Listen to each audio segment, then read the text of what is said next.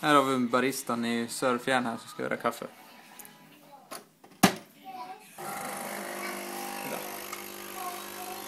Nej, Janken, det är något för dig där.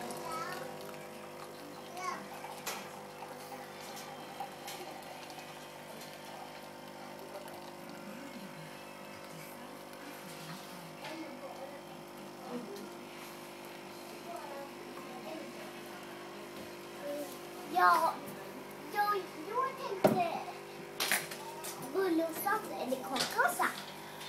Har ni någon kaka? Farfar? Här har vi den här fantastiska mjölkskumman. Det är kaffeknoppar. Det är kaffe, men släpp inte. Alla kaffe. Ja, det är kaffe. Kaffe. Det är hetvatten här, Klara, så du slår inte. Fantastiskt. Här var något för dig där.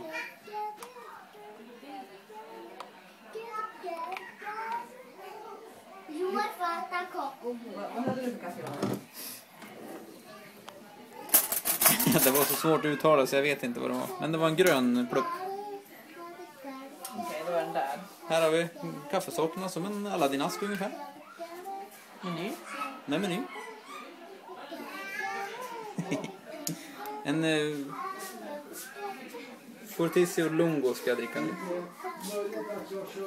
Skål.